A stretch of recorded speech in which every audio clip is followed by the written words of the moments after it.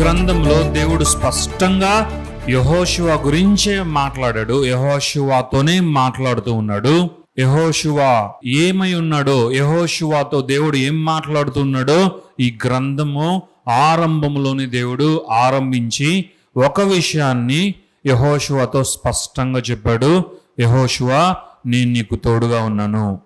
నీ నాయకుడైన, నీ తండ్రి అయిన మోషేకి నేను ఎలాగో తోడుగా ఉన్నానో నేను నీకు కూడా అలాగే ఉన్నాను. ఇప్పుడు మోషే కాదు, నీవే ఈ జనాంగాన్ని ముందుకు నడిపించాలి అని మాట్లాడుతూ అని పలుకుతూ ఆయన ఒక విలువైన మాటను, అత్యవసరమైన మాటను ఆయన వాగ్దానముగా అనుగ్రహించాడు, పలికాడు. అది, నేను నీకు అనుగ్రహించు దేశమును నీవు స్వాధీనపరుచుకునేదవు, నీవు ఈ ప్రజలు స్వాధీనపరుచుకునేలాగున చేసేదవు యెహోషువ.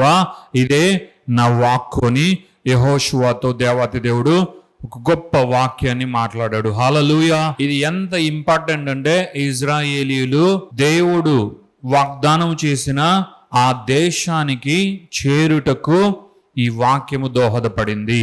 దేవుడు ఖచ్చితంగా మనకు ఒక దేశాన్ని ఇచ్చాడు. ఆ దేశానికి ఆయన మనల్ని తీసుకువెళ్ళబోతున్నాడు.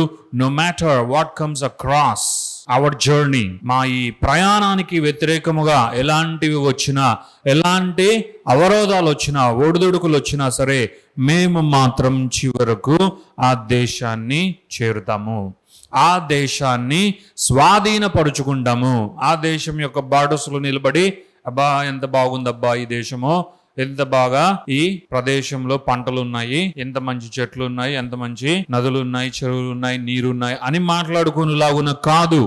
ఆ దేశానికి చేరి దానిని స్వాధీనపరుచుకుంటాము అన్న నమ్మకాన్ని, విశ్వాసాన్ని దేవాతి దేవుడు యెహోషువకు అనుగ్రహించాడు. యెహోషువ ద్వారా ప్రజలందరికీ కూడా అనుగ్రహించాడు.